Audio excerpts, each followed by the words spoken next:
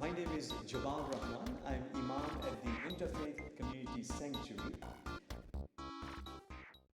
This place, our house of worship, is unique in the sense that it is a historical site, the oldest wooden frame house of worship in Seattle.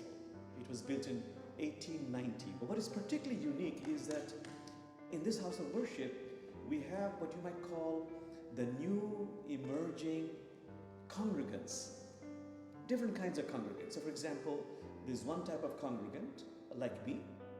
I'm a Muslim. I'm rooted in one tradition, Islam, but I am open to the beauty and wisdom of other traditions.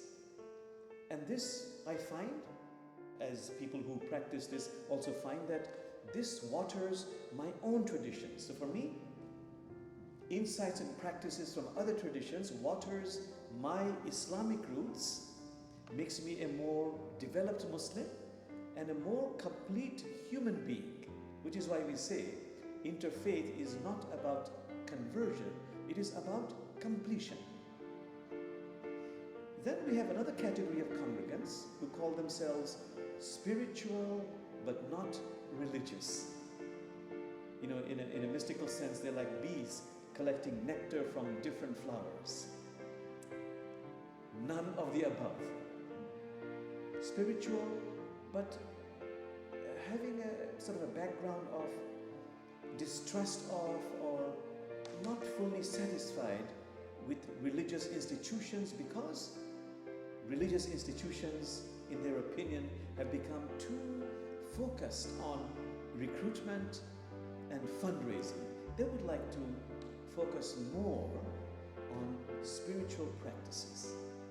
And in that category, we have people who are focused on a particular tradition or no tradition.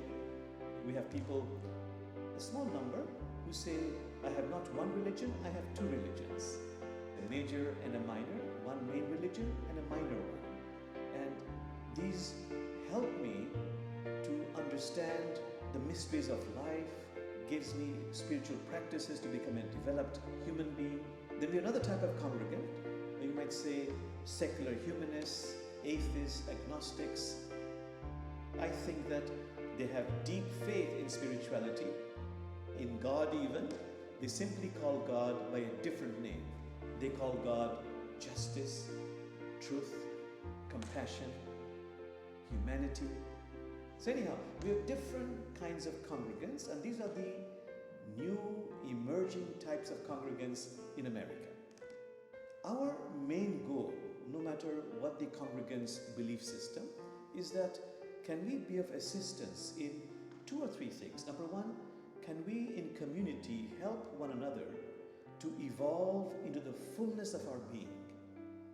Can we become a more complete, a more developed person, where we have done the work or are continuing to do the work of transforming our ego, opening up our heart, so that, and this is the other area we focus on, we can be of authentic service to God's creation.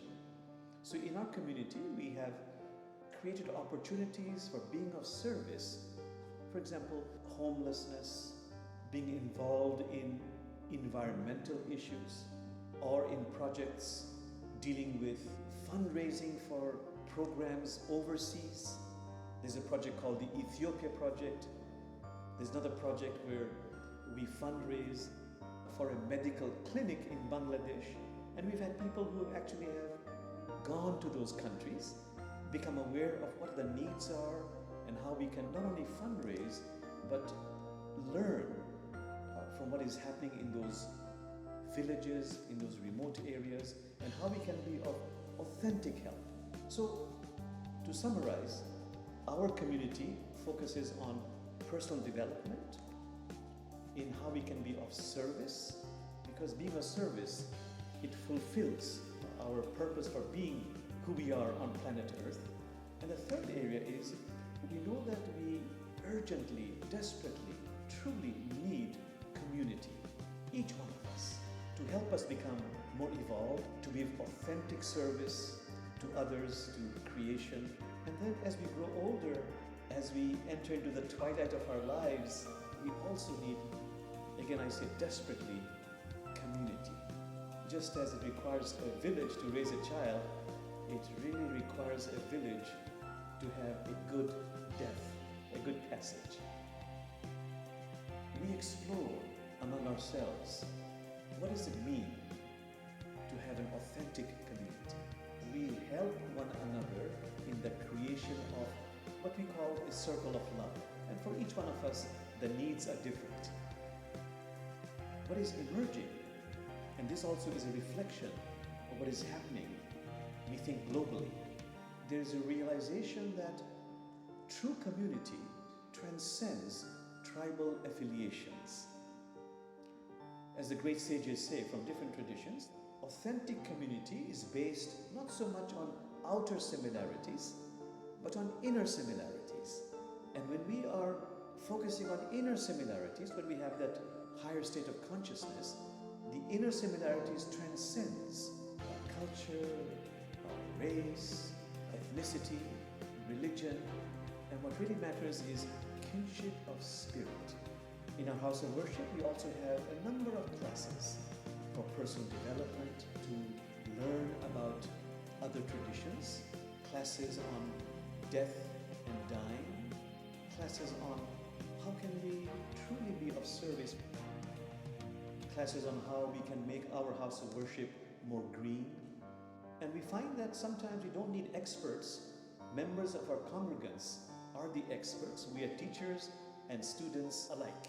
This small house of worship is very, very active. Our worship services are every Sunday. They vary. Every Sunday we have different speakers. I'm a minister here. I have another colleague, Reverend Karen Lindquist. We are both senior ministers. And then we have a number of associate ministers from different religions. So in our Sunday services, we have a variety of different kinds of worship services, including the Divine Feminine. We're very proud also of Peace Camp. Gretchen, who is the initiator of that, and with collaboration with many members of our house of worship, she has established a camp for children and introduced diversity, both in the counselors and in the children who attend. Because we know that the best way to overcome polarization is to have diversity and have interaction among the diverse people who are both counselors and the students. And in that interaction, there's a sharing of stories, there's laughter, there's music, there's learning, and this builds the foundation for creating that authentic, diverse community, which only exists when there is, I repeat, interaction between the diverse groups.